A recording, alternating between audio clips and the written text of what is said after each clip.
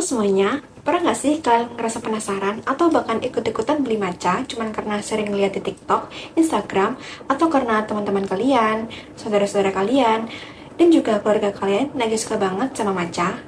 Sekarang kita bisa lihat kalau matcha itu ada di mana-mana, mulai dari matcha latte, matcha cookies, matcha ice cream, sampai berbagai dessert dengan rasa matcha. Bahkan sekarang ini banyak banget kafe-kafe yang lagi berlomba-lomba untuk menghadirkan menu matcha karena tingginya minat masyarakat. Terus, pernah nggak sih di pikiran kalian itu muncul pertanyaan tentang apakah kita mengonsumsi matcha karena benar-benar suka sama rasanya atau justru karena takut dianggap ketinggalan tren atau FOMO? Nah, di mini vlog kali ini, aku akan membahas fenomena tersebut menggunakan teori simulacra dan hyperreality dari Jean Baudrillard untuk melihat bagaimana media dan budaya konsumsi membentuk cara kita memaknai tren matcha.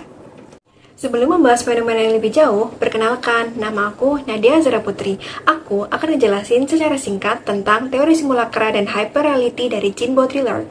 Jean Baudrillard adalah seorang filsuf dan sosiolog asal Prancis yang menjelaskan bahwa masyarakat modern saat ini hidup dalam dunia yang dipenuhi oleh simbol, tanda, dan citra yang diciptakan oleh media.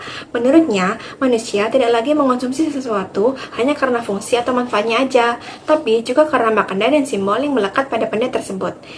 Baudrillard menggunakan istilah simulacra yang artinya sebuah representasi atau citra yang lama-kelamaan menjadi lebih penting daripada realitas aslinya.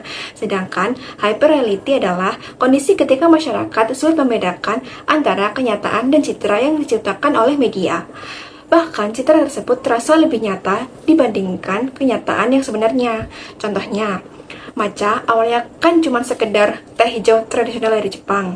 Tapi melalui media sosial dan berbagai konten digital, sekarang matcha direpresentasikan sebagai simbol gaya hidup sehat, modern, dan estetik. Akibatnya, banyak orang-orang yang mengonsumsi matcha bukan hanya karena rasa atau manfaatnya aja, tapi juga karena ingin memiliki citra yang melekat pada produk tersebut. Dengan kata lain, yang dikonsumsi bukan lagi sekedar matcha sebagai minuman, tapi juga simbol dan gaya hidup yang dibangun di sekitarnya. Inilah yang disebut Baudrillard sebagai simulacra dan hyperreality. Nah, sekarang masuk di bagian pembahasan. Pembahasan yang pertama adalah apa sih fenomena budaya atau media yang dikaji? Fenomena yang dikaji adalah FOMO atau Fear of Missing Out terhadap tren matcha yang semakin populer dalam berbagai hidangan kuliner saat ini. Terus FOMO itu apa sih? FOMO itu merupakan kondisi ketika seseorang merasa takut tertinggal pengalaman, tren, atau aktivitas yang sedang dilakukan oleh banyak orang.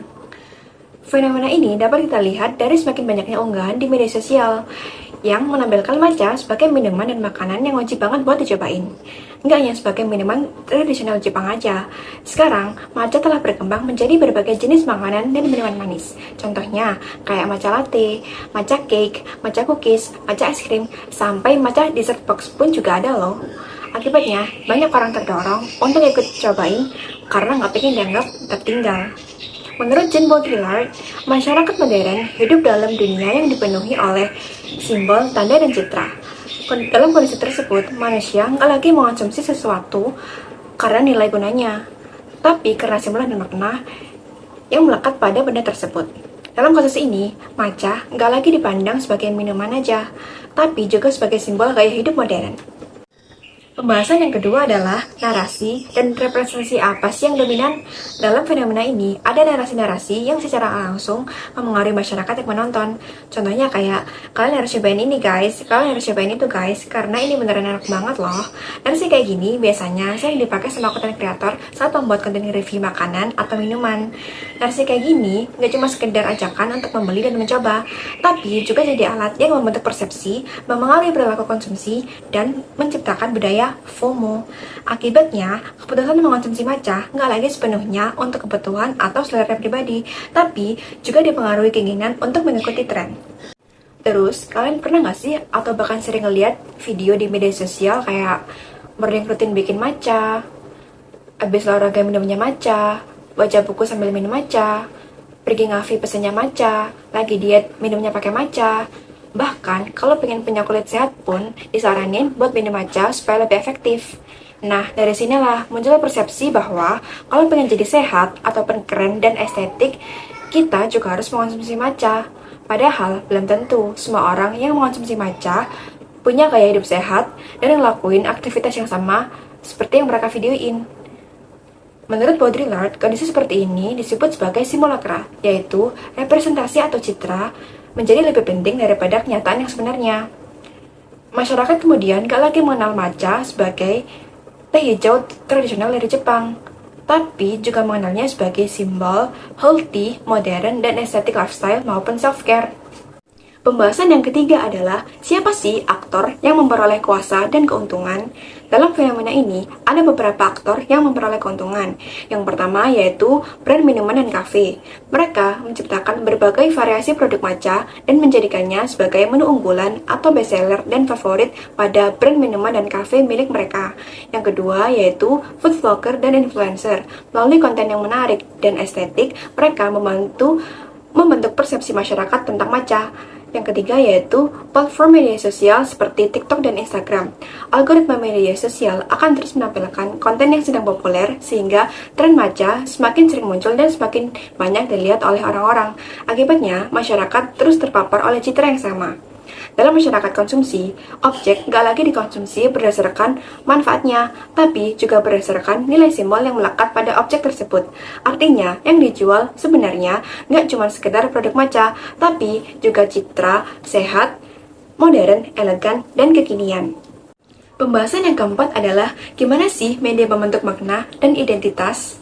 Media punya kemampuan untuk membentuk cara masyarakat memandang suatu objek.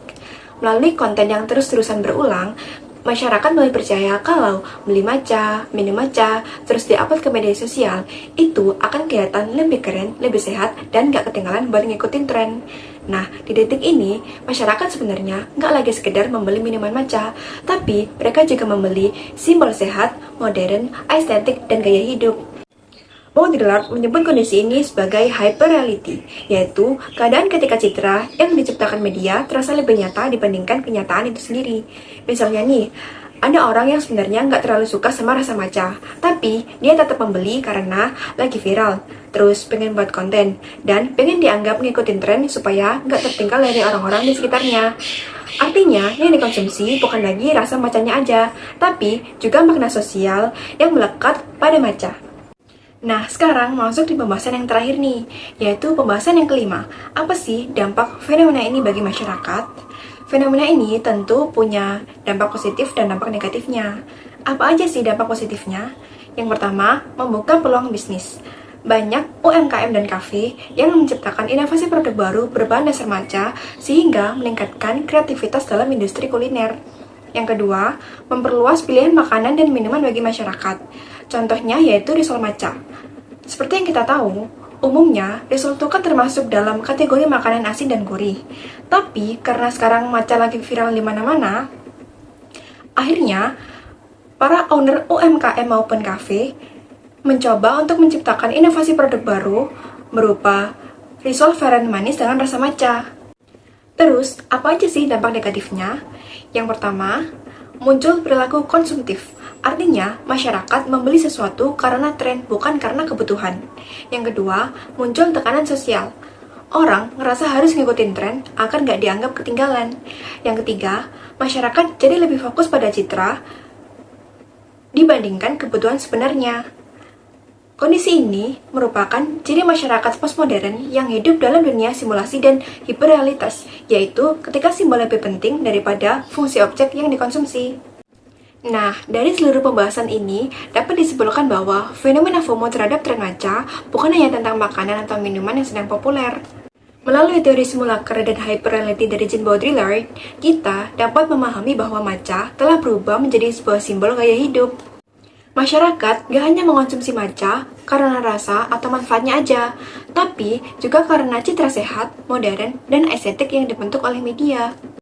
Oleh karena itu, sebagai pengguna media sosial, kita perlu lebih kritis dalam menyikapi tren yang berkembang agar tidak terjebak pada konsumsi yang hanya didasarkan pada simbol dan pencitraan. Jadi, itu tadi pembahasan yang bisa saya sampaikan dalam video ini. Sekian dari saya, terima kasih dan bye-bye.